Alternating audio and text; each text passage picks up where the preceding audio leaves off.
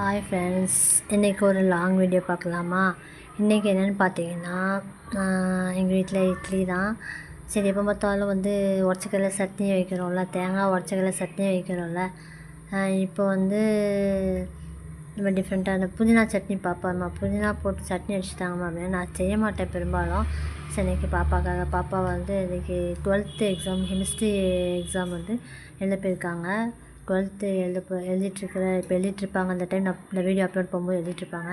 So எல்லாத்துக்காக நம்ம prayer பண்ணுவோம். எல்லா பசங்களும் நல்லா பாஸ் பண்ணி நல்ல மார்க்கோட வெளியே வரணுன்ட்டு, நம்ம கெமிஸ்ட்ரி எக்ஸாம் ரொம்ப ஈஸியாக இருக்கும்ட்டு நம்ம கடவுள்கிட்ட ப்ரேயர் பண்ணிக்கிடுவோம். ஓகேங்களா?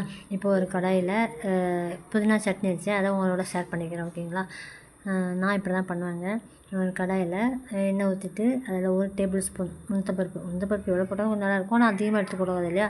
அதனால் 1 or 2 டேபிள் ஸ்பூன் உளுந்தப்பருப்பு போட்டுட்டு, அதுக்கப்புறம் 5 6 பூண்டு போட்டு வதக்கிட்டு, அப்புறம் 4 காஞ்ச மிளகாய், நம்ம காரத்துக்கு தக்க 4 அல்லது 5 காஞ்ச மிளகாய் அதையும் போட்டு நல்லா வதக்கிட்டு, அப்புறம் கொஞ்சம் சின்ன வெங்காயம் இருக்குது இல்லைங்களா, சின்ன வெங்காயத்தையும் போட்டு நல்லா வதக்கிட்டு, அதோட 2 தக்காளி போட்டு நல்லா வதக்கிடுங்க. ஓகேங்களா? இடையில இது என்னென்னு பார்த்தீங்கன்னா, பேரிச்சம்பழம், முந்திரி, திராட்சை, இந்த வால்நட் ஒன்றே ஒன்று அதை மட்டும் ஊற வச்சுருக்கிறேன். பசங்களுக்கு காலையில் அடித்து கொடுத்துடலாம் அப்படின்ட்டு. அதை தான் சைடில் உங்கள்கிட்ட காட்டுறேன். இது புதினா, அதுக்கப்புறம் அது வதங்கினதுக்கப்புறம் புதினா ஒரு கைப்பிடி அளவும், மல்லி கொஞ்சம் வச்சுருந்தாங்க, மல்லி இலை ஒரு கைப்பிடி அளவும் போட்டு அதையும் நல்லா சுருளை வதக்கிடுங்க. என்னெல்லாம் போட்டேன்? உளுந்தப்பருப்பு 1 டேபிள் ஸ்பூன் அல்லது 2 டேபிள் ஸ்பூன் காஞ்ச மிளகாய், அப்புறம் பூண்டு, கருவேப்பிலை, சின்ன வெங்காயம், தக்காளி, புதினா, மல்லி இலை. ஓகேங்களா? அதை இடையில அதெல்லாம் போட்டு நல்லா தக்காளி 2 போட்டுக்கோங்க. நல்லா வதங்கினதுக்கப்புறம் ஒரு 10 அல்லது 2 பத்தை தேங்காய் போட்டால் போதும், ரொம்ப வேண்டாங்க. கொஞ்சமாக போட்டு லைட்டாக 1 பெரட்டோ 2 பெரட்டோ, அது வதக்க வேண்டாம். தேங்காவை 1 பெரட்டோ 2 பெரட்டோ போட்டு லைட்டாக பெரட்டிட்டு விட்டுருங்க. ஓகேங்களா? அதுக்கப்புறம் நல்லா அரைச்சிடுங்க. ஓகேங்களா? அப்புறம் அந்த இலையில காட்டினால அந்த ஜூஸையும் நான் அரைச்சிட்டேன். அரைச்சி பாப்பாவுக்கு ஒரு கிளாஸ் கொடுத்துட்டேன். ஏன்னா இன்னும் போகிற பணி 1:30 தான் வருவாங்க பசங்க. நம்ம நார்மலாக ஸ்கூல்னாலும் பரவாயில்ல, பசிக்கும் இடையில. அதெல்லாம் அவங்க எக்ஸாம் எழுத போகும்போது கொஞ்சம் பயமாக இருக்குங்க.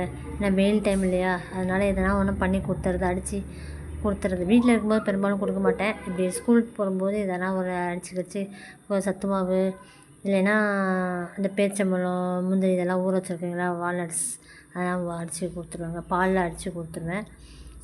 இப்போ இட்லி ஊற்றிக்கலாங்களா? நேற்று மாவு அரைச்சி வச்சேன். இந்த இட்லியோட வீடியோ ஒரு நாள் உங்களுக்கு போடுறேங்க. டைமே இல்லைங்க. பசங்க பிடிஎஃப் பார்க்குறேன்ட்டு செல்லை பிடிங்கிறாங்க. என்ன படிக்கணுமா? எனக்கு இந்த செல்லில் தான் பிடிஎஃப் இருக்குது, தாங்கன்னு பிடிங்கிறாங்க. என்னால் சின்ன விஷயங்களை கூட வீடியோ எடுத்து போட முடியல. அதனால் அப்பப்போ ஒரு வீடியோவாக எடுத்து போட்டுட்ருக்கேங்க. ஓகேங்களா? இட்லி வச்சிடலாம். மாவு ஊற்றி வச்சிட்டேன். ஒரு தட்டு இப்போ தான் ஊற்றி வச்சுருக்கிறேன். அதுக்கப்புறம் நம்ம நல்லா ஆறி இருக்கோம்ல, நம்ம வதக்கினதை அதை போட்டு அடிச்சுட்டு நல்லா கொஞ்சம் லைட்டாக தண்ணி ஊற்றி, கொஞ்சம் உங்களுக்கு மையாக அடித்தா அப்படி இருக்குன்னா மையாக அடிச்சுக்கோங்க, லைட்டாக குறக்கணும் அப்படின்னாலும் அது உங்கள் இஷ்டம் தான். அதனால் கொஞ்சம் ரொம்ப மையாகவும் இல்லாமல் ரொம்ப குறக்கணும் இல்லாமல் லைட்டாக பதம் பார்த்து அரைச்சி வச்சுக்கோங்க. ஏன்னா இந்த சட்னிக்கு 10 இட்லி கூட சாப்பிட்லாங்க. அவ்வளோ டேஸ்ட்டாக இருந்துச்சுங்க. நான் அதனால் வரைக்கும் மிஸ் பண்ணிட்டேன். நான் அடிக்க மாட்டேன் பெரும்பாலும். ஏன்னா என் ஹஸ்பண்ட் பிடிக்காது, பசங்க சாப்பிடுவாங்க. அதனால் நான் பெரும்பாலும் தொட மாட்டேன் புதினாலாம். ஆனால் என் பசங்க நல்லா விரும்பி சாப்பிட்றாங்க. ஏம்மா ஒரே சட்னி அடித்து கொடுக்குறீங்கன்னு கேட்டாங்களா? சரி, இதனால் இப்படி அடித்து கொடுத்துட்டேன். சாப்பிட்டு பார்த்தா நல்லா சூப்பராக இருந்துச்சுங்க. நீங்களும் ட்ரை பண்ணி பாருங்கள். ஓகேங்களா? ஒரே சட்னியை அடித்து கொடுத்தாலும் பசங்களுக்கு ரொம்ப போர் அடிச்சிடும். இந்த மாதிரி சட்னி அடித்து பாருங்கள். டேஸ்ட் நல்லா இருந்துச்சுங்க. அப்புறம் 12th எக்ஸாம் எழுத போகிற பிள்ளைகளுக்காக நம்ம ஒவ்வொரு நாளும் ப்ரேயர் பண்ணிகிட்ருக்கோம். ஏன்னா அந்த பசங்க நல்லா படித்து இந்த வெயில் டயத்தில் இந்த வெயிலெல்லாம் தாங்கி பரீட்சை எழுதிட்டு வரணும் இல்லையா? தமிழ் வேறு 10th பசங்களுக்கு 11th 4 கழிச்சு புதன்கிழமை நினைக்கிறேன் எக்ஸாம் ஸ்டார்ட் ஆக போகுது. ஸோ அவங்களும் நல்லா ஹெல்த்தியாக இருக்கணும்.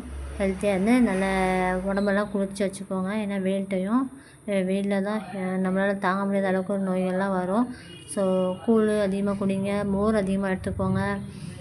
அதெல்லாம் பார்த்துக்கோங்கப்பா. உடம்ப குளிர்ச்சி வச்சுக்கோங்க.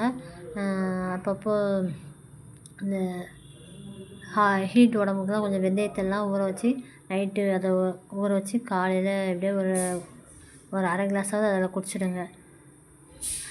அப்புறம் தான் வந்து நம்ம ஹீட் பாடிக்கெலாம் தாங்கும். இந்த வெயில் அப்புறம் கேழ்வரகு கூழ், கம்மங்கூழ் இது ரெண்டையும் வந்து டிஃபன் சாப்பிட்றீங்கன்னு சொல்லி அது தயவு செஞ்சு அதை எடுத்துக்கோங்க. வீக்லி ஒரு 3 டைம்ஸ் 4 டைம்ஸ் அந்த மாதிரி எடுத்துக்கோங்க.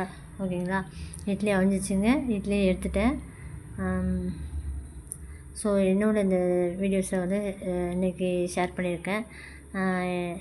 லாங் வீடியோவில் ஷேர் பண்ணியிருக்கேன். இந்த இட்லியும் சட்னியும் வச்சு சாப்பிட்டு பாருங்கள், உங்களுக்கு பிடிக்கும்னு நம்புகிறேன். ஓகேங்களா? என்னோடய வீடியோஸ் பிடிச்சிருந்தா தயவு செஞ்சு சப்ஸ்கிரைப் பண்ணுங்கள். அப்புறம் வந்து எதையாவது சொல்லணும்னு நினச்சிங்கன்னா கமெண்ட்ஸில் சொல்லுங்கள். என்னுடைய சேனலை பாருங்கள். ப்ளீஸ் சப்ஸ்கிரைப் பண்ணுங்கள், லைக் பண்ணுங்கள், ஷேர் பண்ணுங்கள், சப்ஸ்கிரைப் பண்ணுங்கள். சாப்பிட்டு பாருங்கள். இந்த சட்னி வச்சு இட்லி வச்சு சூடாக சாப்பிட்டு பாருங்கள். போகிறதே தெரியாதுங்க, அவ்வளோ இட்லி சாப்பிட்லாங்க. செம்ம டேஸ்ட்டாக இருக்குங்க. Okay, thank you, bye bye. Please subscribe பண்ணுங்கள். தேங்க்யூ.